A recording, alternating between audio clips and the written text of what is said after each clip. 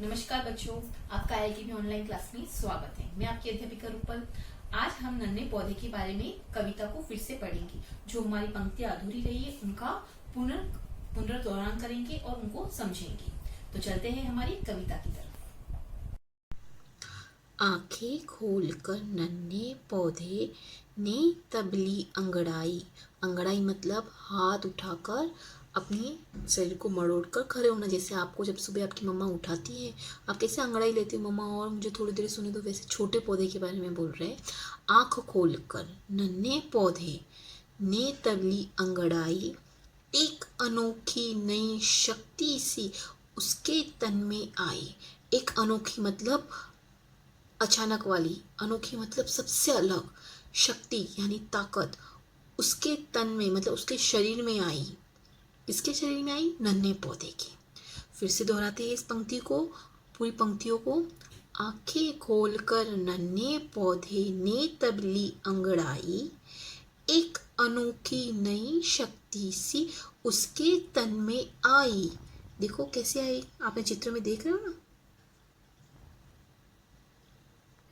नींद छोड़ आलस्य त्याग कर पौधा बाहर आया। नींद, मैंने कल आपको एक नींद का भी शब्द बताया था, वो था निद्रा। और निद्रा मतलब नींद। नींद छोड़कर, आलस्य यानी आलस, त्याग कर, त्याग का मतलब छोड़कर, त्याग कर मतलब छोड़कर, नींद को छोड़कर, आलस को त्याग कर पौधा बाहर आया। कहाँ से? जमीन में से।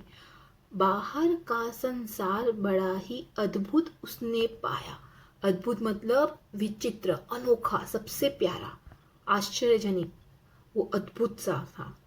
नींद छोड़ आलस्य त्याग कर पौधा बाहर आया, बाहर का संसार बड़ा ही अद्भुत उसने पाया। तो हमारी इस कविता के लेखक कौन है? कवि कौन है? वेंकटेश्वर चंद्र पांडे। आज के शब्दार्थ है शक्ति यानी ताकत, बल, तन यानी शरीर, आलस्य मतलब आलस, त्याग कर, छोड़कर, अद्भुत यानी विचित्र, अनोखा।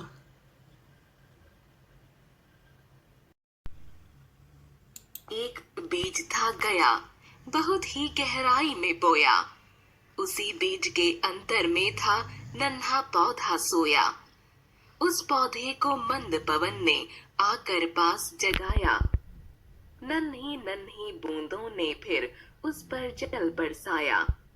सूरज बोला, प्यारे पौधे निद्रा दूर भगाओ। अलसाई आंखें खोलो तुम, उठकर बाहर आओ। आंख खोलकर नन्हे पौधे ने तबली अंगड़ाई, एक अनोखी नई शक्ति सी उसके तन में आई। नींद छोड़ आलस्य त्याग कर पौधा बाहर आया, बाहर का संसार बड़ा ही अद्भुत उसने पाया।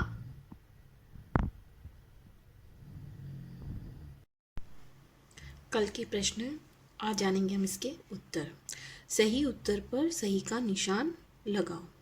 प्रश्न क, नन्हा पौधा कहाँ सोया था? बीज के अंदर, घर के अंदर या पेड़ के अंदर? बीज के अंदर। नन्हा पौधा कहाँ था? बीज के अंदर। प्रश्न ख, नन्ही नन्ही बूंदों ने किस पर जल बरसाया? नन्ही नन्ही बूंदों ने किस पर जल बरसाया? बच्चे पर, परी पर, नन्हे पौधे पर। किस पर जल बरसाया? नन्हे पौधे पर। तो आपने इसके सही उत्तर जान लिए हैं। इन सबको अपनी अभ्यास पुस्तिका में लिखना है, यानी घर की अभ्यास पुस्तिका में। आज का गृह कार्य, सही उत्तर पर सही का निशान लगाओ। ग, नींद से जागने पर नन्हे पौधे ने क्या किया? मुस्कुराया, अंगड़ाई ली, इधर उधर देखा। प्रश्न घ, नन्हे पौधे को बाहर का संसार कैसा लगा?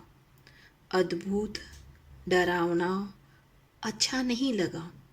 इन दोनों प्रश्नों को आपने पढ़ा है, अभी हमने कविता में भी देखा है। इन दोनों को आपको घर पर हल करना है और अपनी अभ्यास पुस्तिका में लिखना है। कल हम इसके उत्तर देखेंगे। प्रश्न दूसरा, सही वाक्य के सामने सही और गलत के सामने गलत का निशान लगाओ।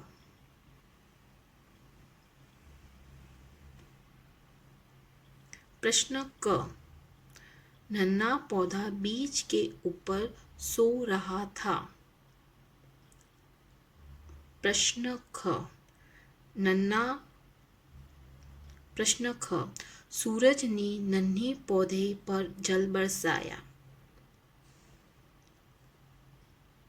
प्रश्न ग, सूरज पौधे को उठाना चाहता था।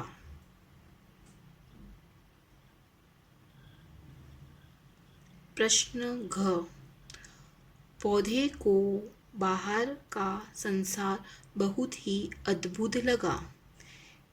ये दोनों प्रश्न आपको अपनी अभ्यास पुस्तिका में लिखने हैं, हल करने हैं। इनके उत्तर हम कल देखेंगे और समझेंगे। तो बच्चों, हमने पूरी नन्हे पौधे की कविता को पढ़ा और सुना। कविता को अच्छे से लय के साथ गुनगुनाया, उसकी हर चीज को समझा कि कैसे नन्हा पौधा बीज के रूप में होता है और कैसे बड़ा होता है, उसके बारे में हमने जाना।